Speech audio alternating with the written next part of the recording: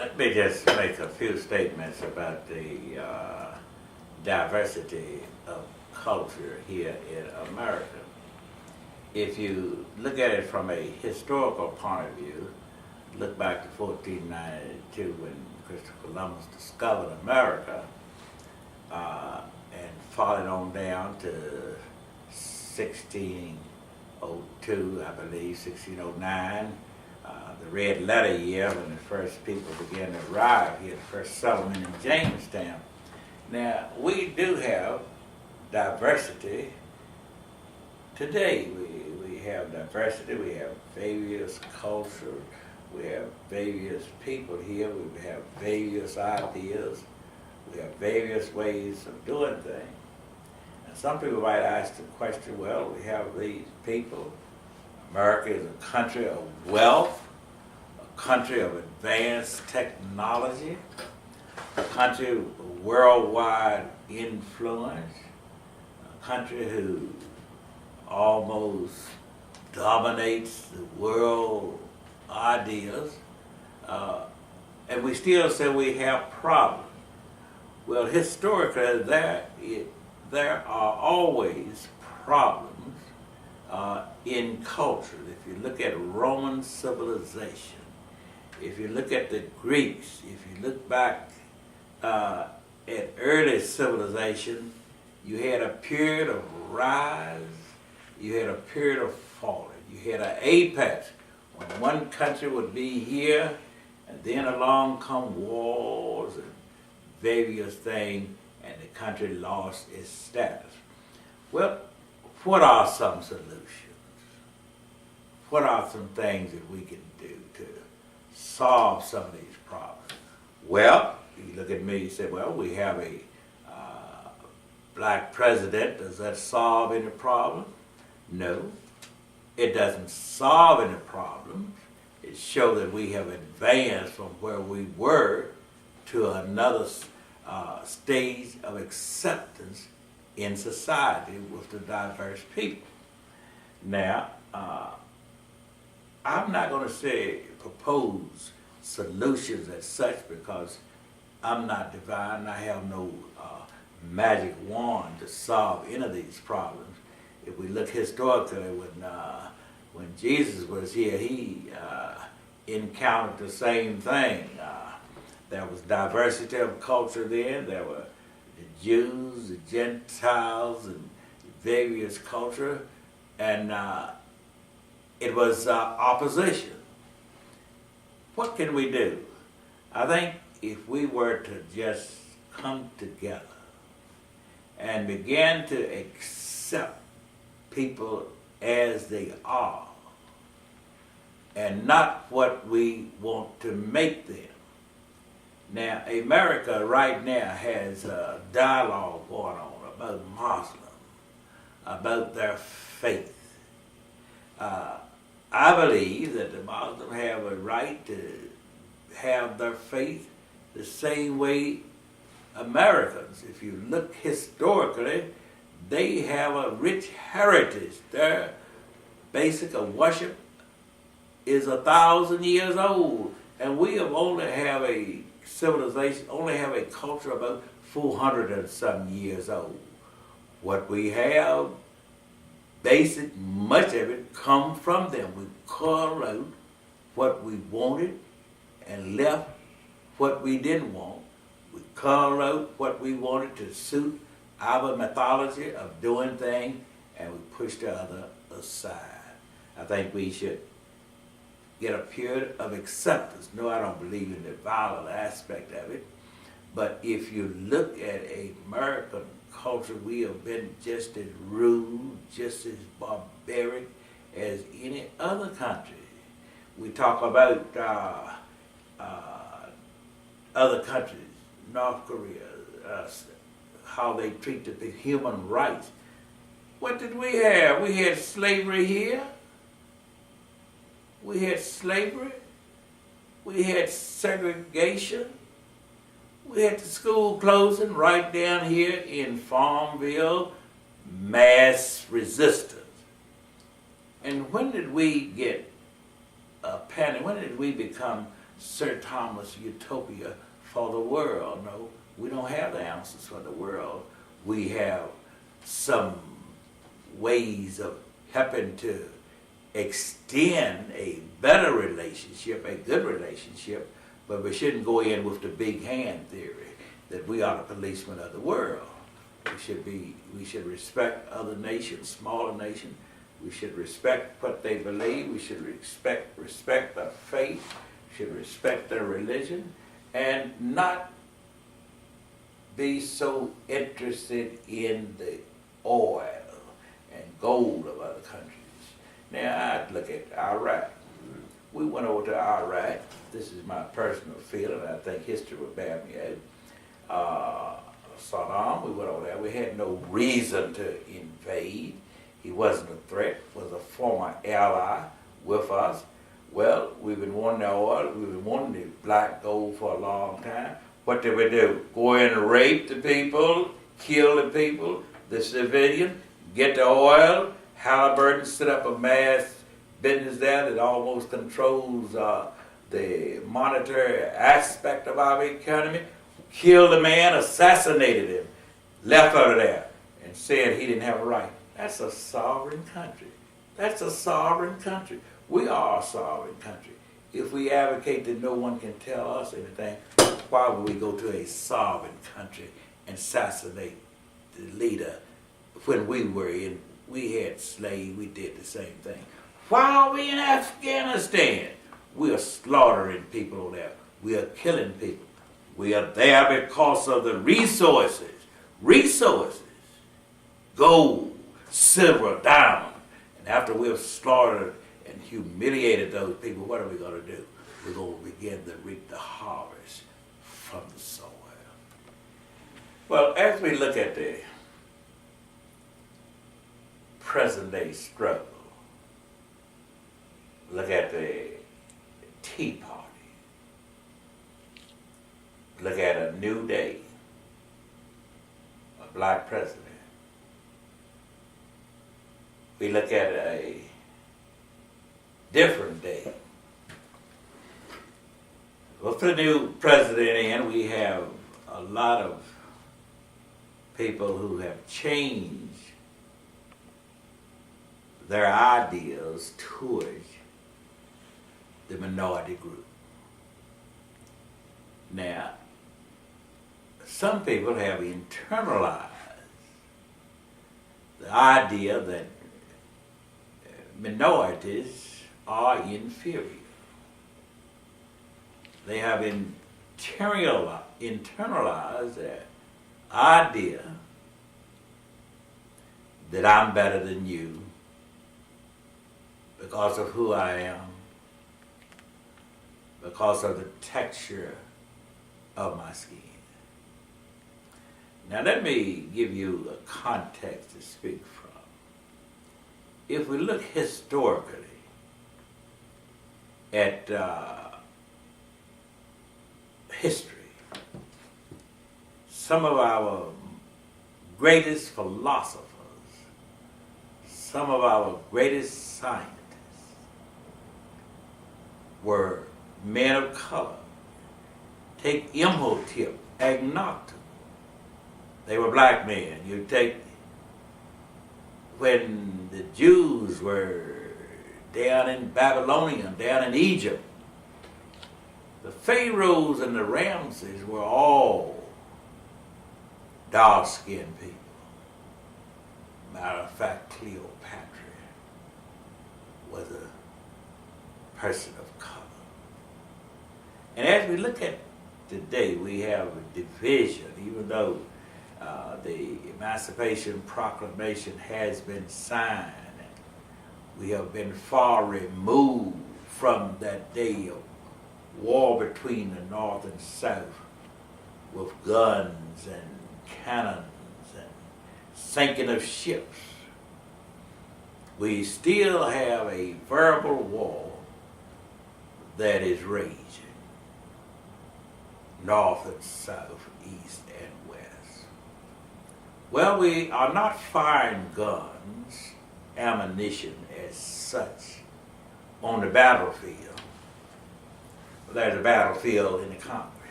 There's a battlefield in the Senate. Persons from various geographical locations, they are not out there with guns, but they are using the guns of politics to maintain a certain social status quo. Now, I know we have integration. I know we say segregation has long been done away with. Well, in theory, it has been done away with. In theory, it has. But in reality, it still exists. And there are two terms, reality and actuality. In actuality, you can see it displayed worldwide every day. Well, look at your TV, listen at your radio. Every newscast you heard something about someone has made some racial slurs or made some racial comments. What has happened by passing of certain laws and by the social expectation today, people have suppressed their innate feeling. They are still there. They are not exhibited as much, but they are exhibited whenever and wherever they get an opportunity to do it. Now again, I have no solution. I wouldn't sit here in this chair and say I have a solution to the multiplicity of social, economic, historical problems that exist out there. But I do say this, they do exist. And I do say this, there are some ways of eliminating some of these problems. I'm not going to offer a solution, but I think one of the main things that we need to communicate. We need to communicate one with another. We've got to learn the folk ways and more ways of an individual. People who have grown up in cultures that they have internalized over thousands and thousands and thousands of years cannot be changed by a renaissance of people who have a culture of 300 or 400 years old. You've got to respect each one, and you've got to listen, sit down and listen, and we've got to be more receptive of one another's culture. We've got to, for an example, let me give you an example here. I like Chinese food, but I can't speak Chinese. I like Japanese food, but I can't speak Japanese. Now, the same way I have learned to like their food, the same way I've learned to appreciate the way they dress, I've got to learn how to appreciate their culture, their folk ways, their more ways. I've got to learn that they have an appreciation for their culture, and I've got to learn how to appreciate that way I do the food. Now, you can't learn it out of a textbook. You can't learn it looking at TV. You can't learn about it from mass media. You've got to be able to have some type of forum where you can sit down and dialogue with people and see, why do you do this? Why do you do that? Why I do this? Well, many things we do, we don't have any reason for doing it. We do it because of our culture. I'm a Baptist preacher. I'm not a Baptist because that was my choosing. I'm a Baptist because I grew up in a Baptist environment. I didn't have any intellectual training in Methodist, Episcopalian, Catholic. That's what I grew up in. Of course, as I got older and became a familiar with various faiths. I learned that basically all of them, the nuclear of them are basically the same. Now, some solution I would say communication and acceptance. President Obama, he's in the White House.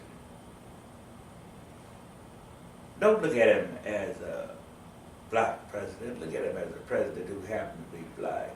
Don't look at him, black people, as he's going to save us. He is not going to save you. He is there to help the United States to advance its ideals and its concept of freedom. He is there for all of the people, not there for the black people. And because he is there, doesn't mean that we're going to fare any better than we did under President Bush. He has a program, he has an agenda, and he has to follow this. Now, we've got to realize also that all of us are prejudiced. Every one of us are prejudiced. You take blacks are prejudiced towards blacks. Whites are prejudiced towards whites. Caucasians, Japanese. That's where we got our class society in China. Prejudice.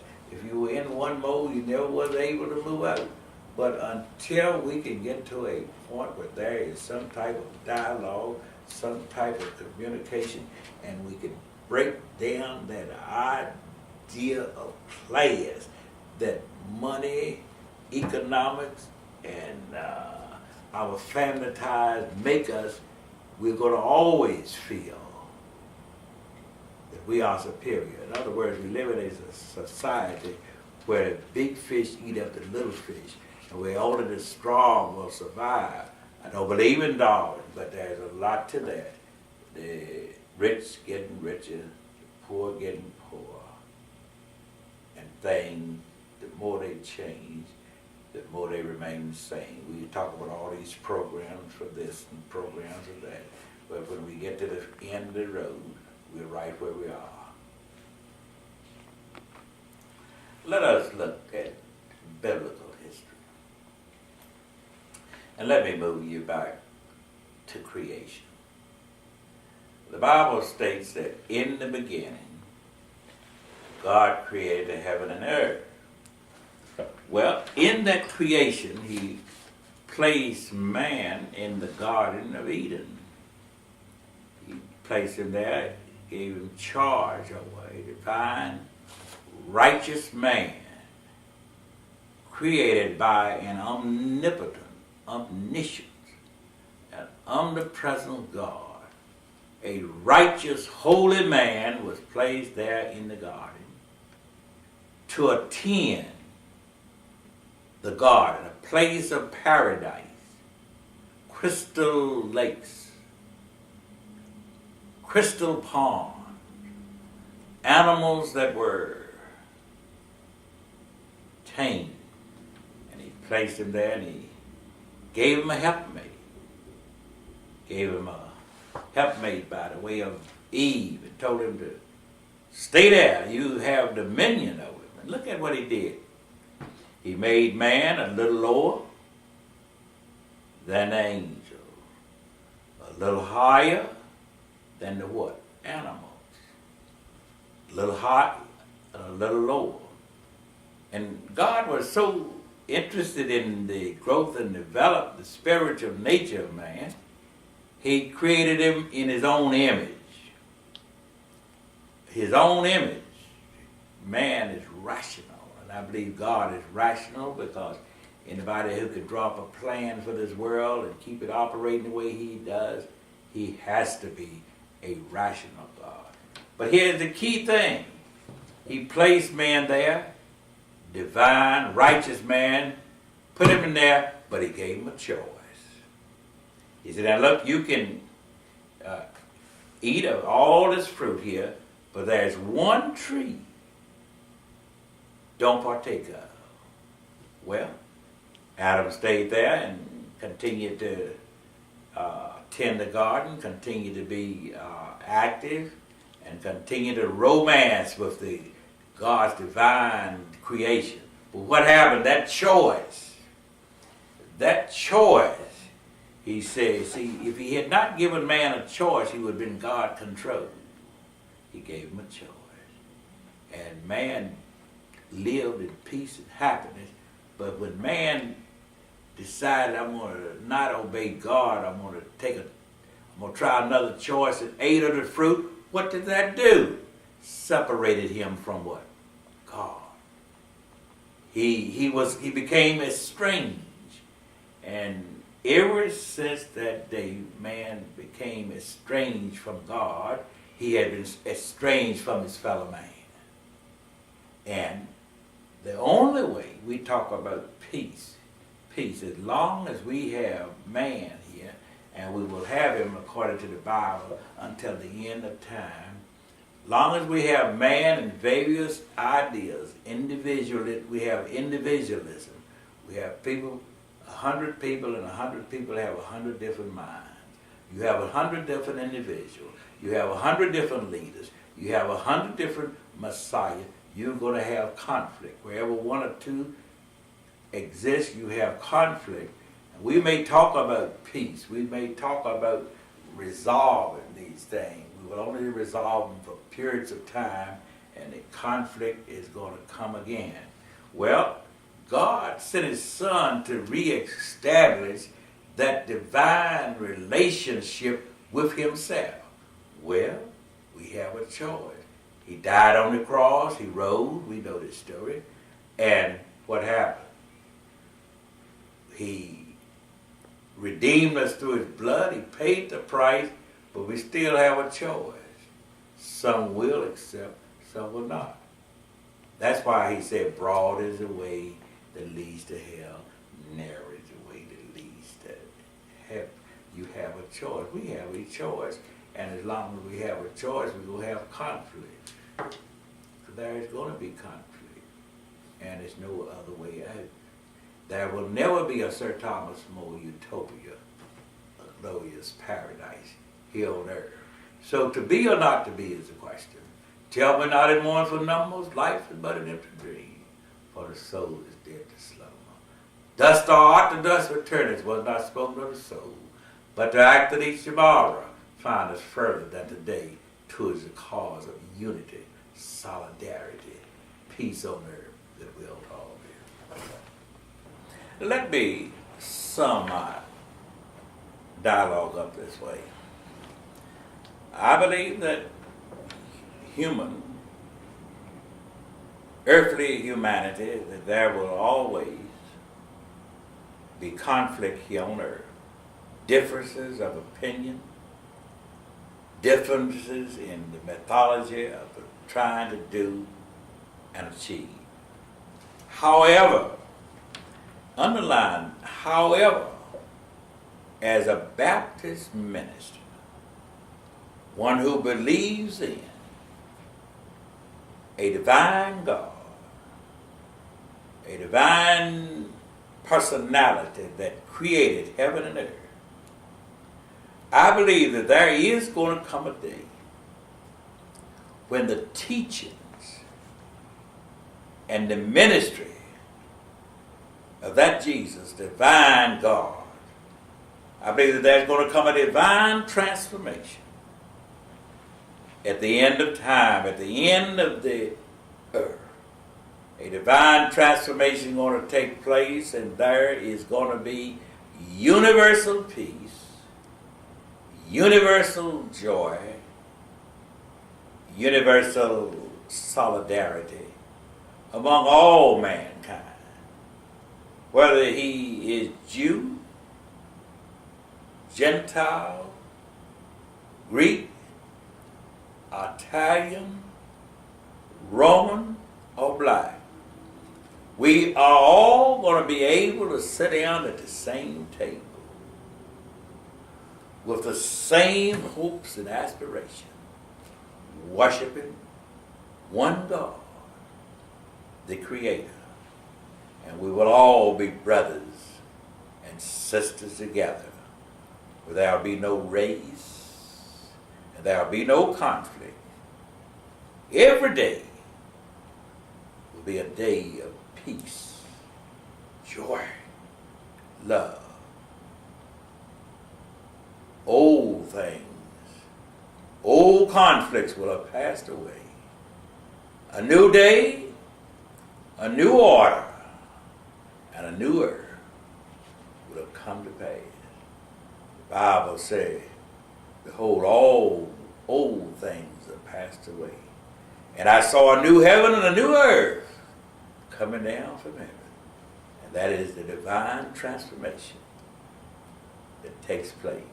All of those who believe in God. I believe that the transformation will take place in such a manner. If you read the Holy Word, you will find that the teaching of Jesus says, Jesus said, behold, in John 3:16, behold, I go away to prepare a place for you. And when I come again, I will receive you unto where I am, there you may be also. I believe that there is, I don't know where, but there is a divine place where all of those who believe in God will live, will dwell. There's a divine habitat. And I believe that all mankind, just the way we go before a judge here on earth, a supreme court, a superior court, a probate court, a circuit court, just the way we go before that court to be judged, I believe that one day the entire earth going to come before the court system of God. And he's going to call all of the earthly movement, the earth, he's going to call it all to a halt. And all these things will be done away. And when these things are done away and man is brought before God and is judged, that he is going to establish a new government. This old civil government will be done away.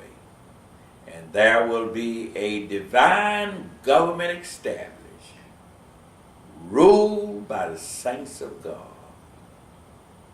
Our countenance will change from what it is now, living here on earth, contaminated by sin. It will be changed to the likeness of our divine Creator. And there we shall live forever. I think he's going to usher in a government just way Obama did in Washington. He called in his people and he established a new order under a new leader. And God is going to establish a new order, not under a new God, but under a supreme, omnipotent God. And there we will reign under his government forever and forever. And there will be peace, no conflict, no conflict.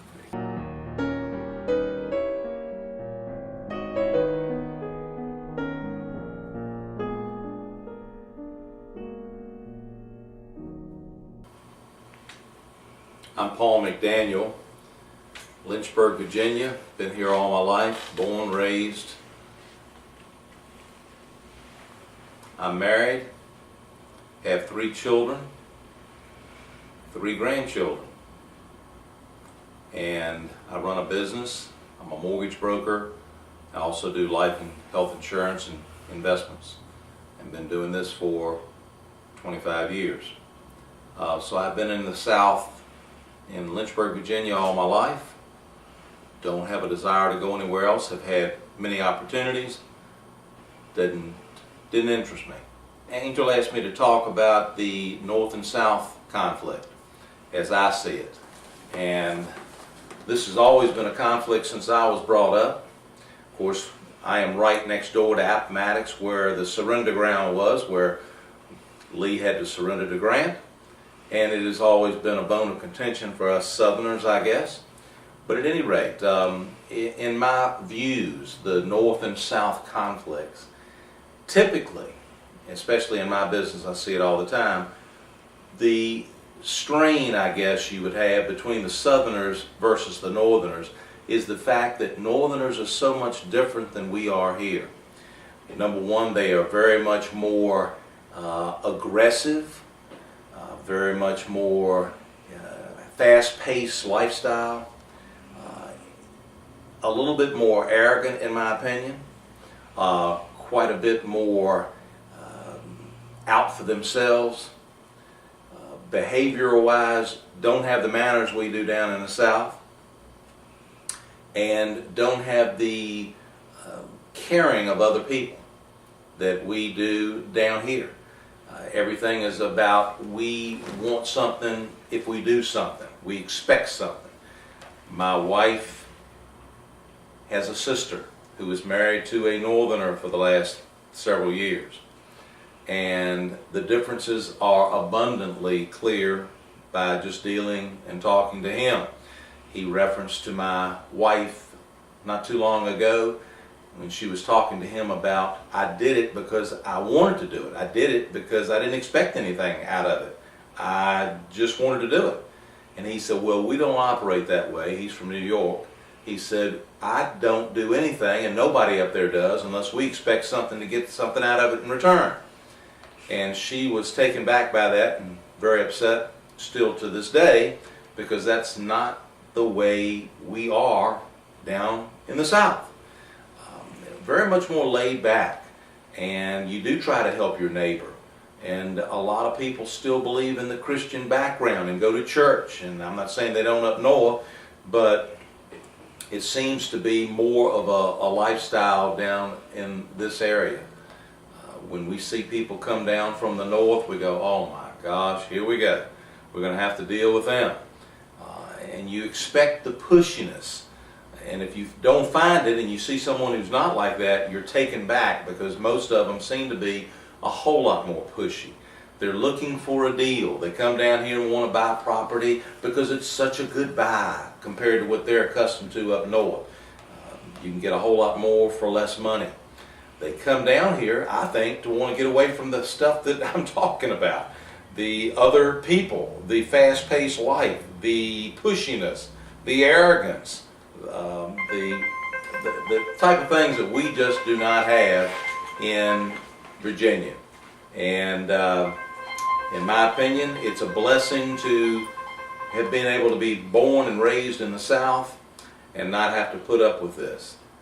Angel says that other people she's interviewed maybe don't want to tell this or say this or state this, but I would think that the majority of people that I know would be stating this right off the bat and not have a problem. That's just the way it is. But Angel, I'll let you ask me questions, and I'll try to respond. You know, Paul, one of my questions is that how come these people are like that? Like, why are they more pushy? Why are they more aggressive? Why are they more, looking after their own interest? Why is it that the northern culture has become the way it is, and the southern culture is much more caring for other people and caring for humanity? Why is that? It's a good question. Because you can't always say it's because of population, because you can go to Atlanta and they have a lot of population there, but you still don't get the pushiness that you do from up north. It's always been that way since I was been around. I'm 56 years of age, and I don't really know why they seem to be so much more in a hurry, much more, I've got to do this and I got to do that. And that's why I hate to drive up that way. They'll run you over. If you go 80, they're going to go 90. They're going to try to outdo you. They're going to try to outperform you. And it seems like everything is about, I'm going to get something. I'm going to do it for me, me, me, me. It's a me, me, me complex. And if you go against anybody, all they want to do is talk about, well, I'll just sue. And everything's about a lawsuit. And everything's about, well, we'll take them to court. Instead of just, what about turn the other cheek? What about, hey, help your neighbor? What about try to get along? It's very upsetting, and I see people that I have done loans for and business with that have a neighbor move in from the north, and immediately the controversy begins. And the fences are built up between them, literally, and it seems that they're constantly going to the court to file petitions because they've encroached on their lifestyle or whatever. It's just, it is very upsetting to see the way the northern culture seems to be, it's going to be my way or the highway. They don't want to meet you halfway. They don't want to help their neighbor. And it makes me wonder, why do they want to come down here and be a part of this lifestyle if that's the kind of attitude they're going to bring? So I don't really know why they are like that, whether it was instilled from just the culture up there or because of the way they're taught, or but it doesn't make sense to us when they come down here. And at any rate, that's my position. You know, the question also, another question is, I've been interviewing a lot of people about the civil rights movement in Lynchburg, Virginia. And one of the questions has come up repeatedly is you know, the civil war that happened, and the North came and they, you know, fought to stop slavery and all that. I have a feeling that the reasons behind it are much deeper than what we are told. And Oh, I'm yeah. wondering, you know, had a civil war, in your opinion, like why it happened, and after it happened, how did it affect the South, and how the Southerners feel about what had happened, you know? Well, I do agree that I think the American public has been led to believe that it was all about slavery, when in fact it was a whole lot deeper than that. Like anything in this world, it evolves around the almighty dollar. That's what it comes down to. Someone feeling they're getting knocked out of a dollar when they think it's theirs. At any rate, the slavery issue was just a political means of saying, oh, we have our differences.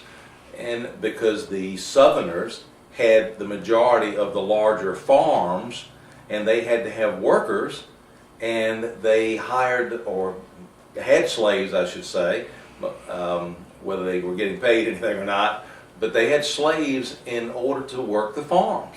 And the Northerners didn't understand that because they were more industrialized, more into shops and things of that nature at the time than we were. So they used that as a political means to say this is what the war was all about. But of course it goes a whole lot deeper than that, and it ultimately evolves, like I say, around the dollar bill. Do I think that the slavery issue was correct? No, I don't necessarily think the slavery issue is correct, but slavery has been around since time. And it is still around today, and people are so naive they don't understand that. We may not see it as much in the United States, but it's in all the other continents, and it's still here if people would look at it. It's just maybe a different degree of slavery. If you've got people working in sweat factories for nothing, that's a means of slavery. Maybe they're getting paid minimum wage, maybe they're not getting paid minimum wage, but it's still a form of slavery. So I don't think you're ever going to get rid of that. Unfortunately, it's like war. People are going to always have wars. They're always going to be out because everybody's out for the bottom line, what they can get, whether it's land or money or whatever. It's all about what I can get for me. And ultimately they can use the war or slavery or anything else as a means to kind of throw you off and say that's not the real reason. But the bottom line is it's about a dollar and what I can possess that you're not going to possess. So, you know, it's just that we happen to be right here next to Appomattox, and everybody talks about the Civil War, and we're 30 minutes from where it all ended. So we are very much rooted in our upbringing, especially in my age group, in the North and the South, and the Civil War and the fight and the slavery and the whole 9 yards. About 15 minutes from here is Thomas Jefferson's Monticello or Poplar Forest, his southern house.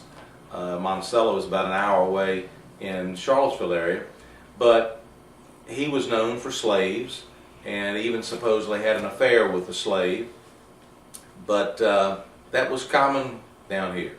And truth be known, it's probably common everywhere. If you've got slaves, they're probably going to be taken advantage of. So at any rate, but back to the North and the South issue, it is always a problem. I think the problem is going to exist for many years to come. And I do think there is broad differences in the northern versus southern cultures and people and their personalities. And there's no question that the lifestyle down here in the South is much more at ease, much more about helping your fellow man. And I don't understand why, if the Northerners are going to come down, then they should want to partake in wanting to be more neighborly.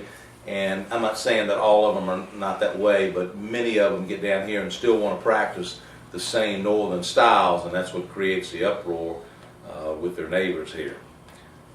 So. Fantastic. Thank you so much. Is there anything else you want to say about this? No, I don't know of anything else that I can say. Yes.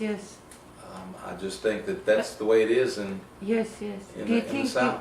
Do you have any feeling that this will ever change, or?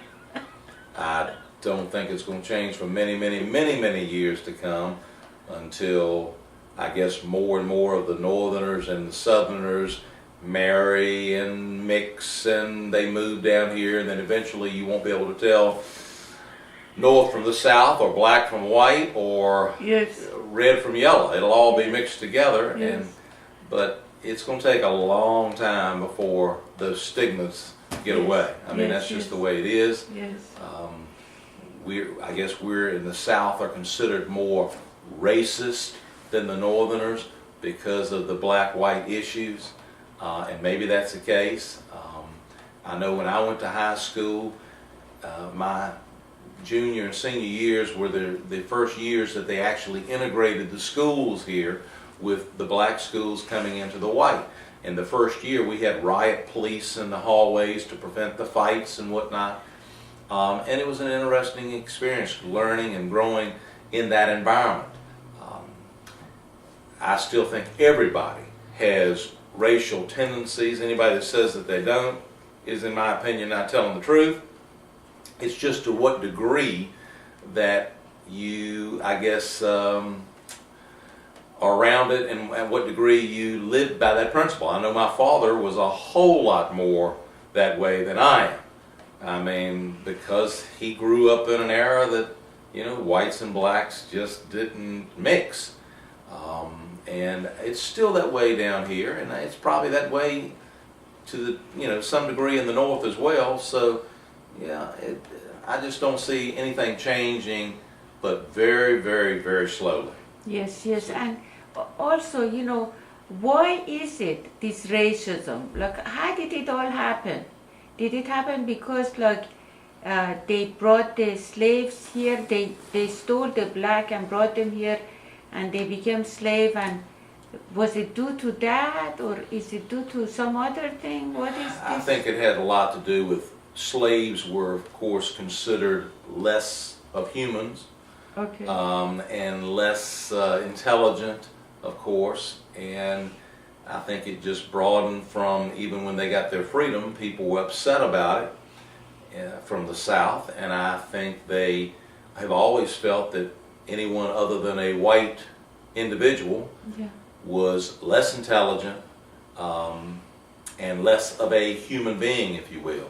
Yes. And that's going to take a long time to go away, if it ever goes away. But it's the same thing in this country now that we're going through it with the people of Islam or Muslim upbringing. I mean, we see the same stigmas in that. Yes. And that's going to be the new era that is even worse, I think, than the black-white issue. Yes. But that's the way it's going to be in life. I mean, everybody's going to have their differences, their prejudices, and anybody that says different is not being honest. We all have them. Yeah. What do you think about this Islamic issue that is going around now? Well, I understand that it's not all Muslims that are a problem. However, when you don't have some type of safeguards in place. I know America's supposed to be open arms, everybody's okay, come on over.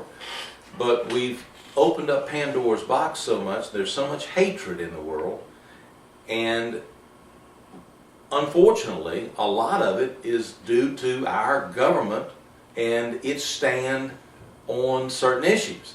And the Muslim people, the radicals especially, don't appreciate it, and there's a lot of hatred. And it's so easy for people to hate. You don't have to have intelligence to hate. Matter of fact, the ones that don't have as much intelligence can hate even more, it seems like sometimes. And it's a shame that we're in this predicament. I don't think it's going to get better.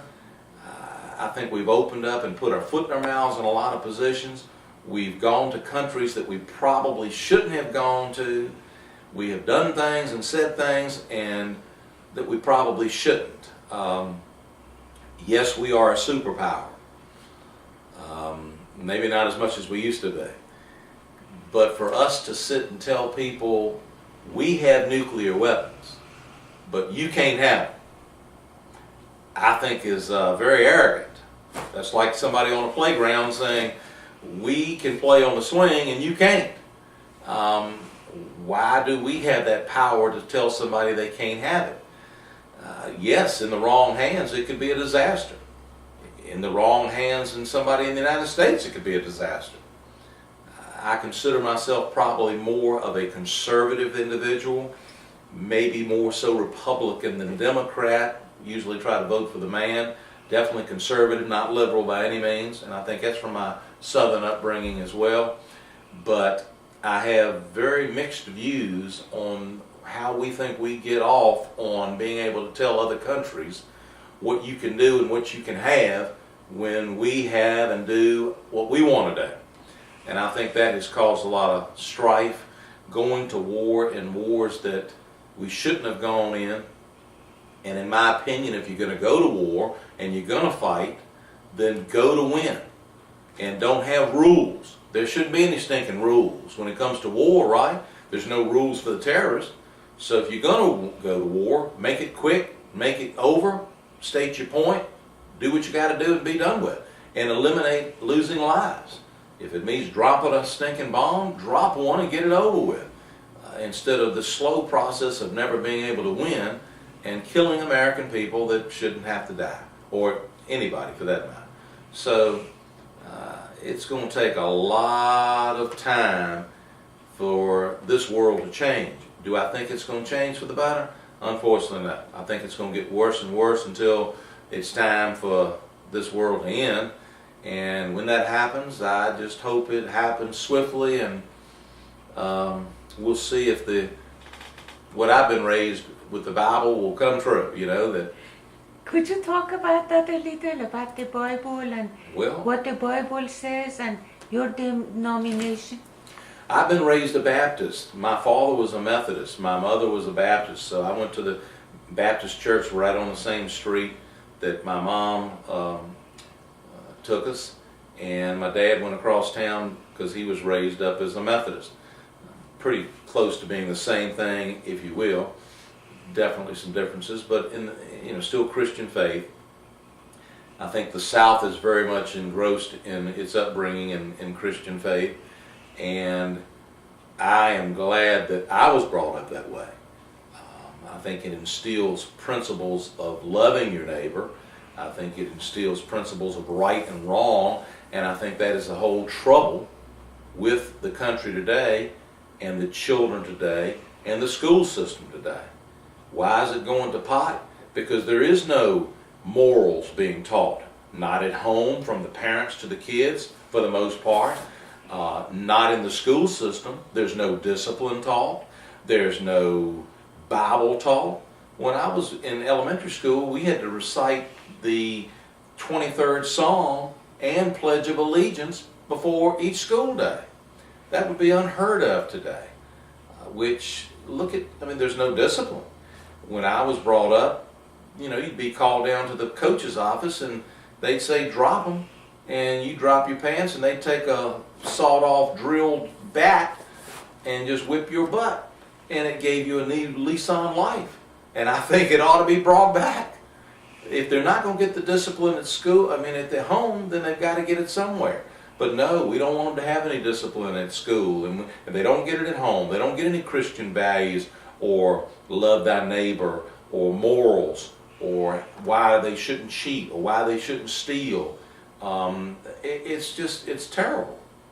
And this country was brought up, and this is where I get irritated, the United States of America was brought up on Christian ethics that were brought overseas to the United States, and that's the way it is. And in my opinion, if people don't like that, they should get out of the United States. We ought to get back to the principles. So yes, I do believe a lot in this Tea Party movement and the conservative movement. We need to take America back to its core values that we once had, and everything would be better. People wouldn't expect a handout with their hand out for everything, wanting the government to give them this and the government to give them that. And we can't operate on our own. We can't think on our own. We've got to have somebody give us money and give us entitlements and give us special privileges. It is tearing this country apart. No one wants to work for anything anymore. There's no doggone reason to go out there and bust your butt the way this country was founded. And it needs to be back to that. That's what it's all about, to come up with new ideas, inventions, capitalism as far as going out and making something with your hands, making something that you're proud of, getting the jobs back in this country, getting the work back in this country instead of it going out overseas. But as long as they keep on the way it is and the way it's taught in schools, the whole country is going down tremendously. And I truly believe if it continues that this country is very quickly going to be in serious hot water, and we will no longer be a dominating power. We'll be broke and we'll be defenseless. The way we're operating, the way we're heading, it's just sad. And so hopefully the Southern culture can help take charge of getting this country back to where it once was, and conservative values in the home. Paul, could you talk a little about your Christian beliefs that you have in the church about what's going to happen in the future? Well, what's going to happen in the future? That's a broad question. I think it's evident that if we don't take charge and things don't change, you're going to see more and more people expecting the government to bail them out. You're going to see more and more people not have any morals, not have any upbringing, which is going to be way more crime, violent crime. People will take instead of work for it. People are spoiled rotten by looking at the television. They think the only way you can make any money is to go out and either be a rock star or a rapper or win the lottery or become a basketball star or a football star, instead of, hey, I'm going to get an education. I'm going to go work for it. And it all comes down, in my opinion, to Christian background, where you were taught principles of work. You were taught principles of, if you don't work, you shouldn't eat. You were taught principles of what's right and wrong, that you just don't steal it, you don't lie, you should be a man of your word and do things in the proper way. And unfortunately, it looks like that is going completely to the point of almost no return. I hope not. And if that's the case, yes, I think this world is going to get worse and worse on hatred, worse and worse with terrorism, and ultimately I do think the world will come to an end. I just hope and pray that, thank God that I have faith, and try to pass it on to my family, to believe in the Bible, to believe in God, to believe in the future, and that there will be life after death. If not, it's a sad state of affairs to think that this is it, because goodness, there's got to be something. At least that's what I hope and pray, and that's what I believe, that there will be something to reward those that were trying to do what's right, even though it's tough to do. But Do you believe in Jesus coming back, the second coming? certainly, that's the way I was brought up. I wish it was sooner than later. I do think and believe in Jesus Christ, and that He is the Son of God, and I hope that I can try to get better every day. Hard to do, but be prepared for that, so that when the world does come to an end, we do have a chance of going to a much better place. I don't. People who don't have any belief in that, gosh, it's got to be miserable. It's got to be. What do they live for? I just don't see. You know, it would make you want to just, well, I'll just be all about me, and I'll go out and take everything I want, and whether it's rightfully mine or not, and I'll have everything and do everything, and I don't care. You've got to have some morals and some principles, or everything goes to pot. And we see that happen. Look what's happened in the last 20 or 30 years. I see immense differences from when I was brought up and raised. And the doggone television and computer is probably the two biggest problems that have caused it. It's just anything goes now. Anything goes. I mean, everything is okay. Whether it's everybody can be gay, and it's okay. Everybody can be, you know, it's to the point of anything is all right. And Hollywood has made it where everything is okay. It's a sad thing for what our children see as role models in this country, with crazy ideas, and whew, I'm glad I'm not a young child being brought up these days. You know, some people think that now we are living in end times. What do you think about that? Do you think that could be possible? Well, as the Bible says, you'll never know when it's going to happen. Like a thief in the night, it'll come that no one will know. Do I think that the times are pointing toward that, though? Yeah, I do. Of course, they could have said that 100 or 200 years ago, the same thing. But we're getting to the point now where there's so much more hatred than ever before, and so much more means of hurting people, killing people, that, you know, it wouldn't surprise me if it is going to be by fire this time, that it wouldn't be from nuclear fire or whatever. We've got too many crazy people out there, and not enough love. It's just to the point of it can't go on forever. So no, I don't think human nature is just going to all of a sudden change and everybody's going to be, oh, we all love one another, and we're going to keep our peace, and we're not going to try to tell you what to do and take over your country. And no, I don't think it's going to get any better. I think the time is now. How quick it'll be, I don't know. What do you look about the city of Lynchburg?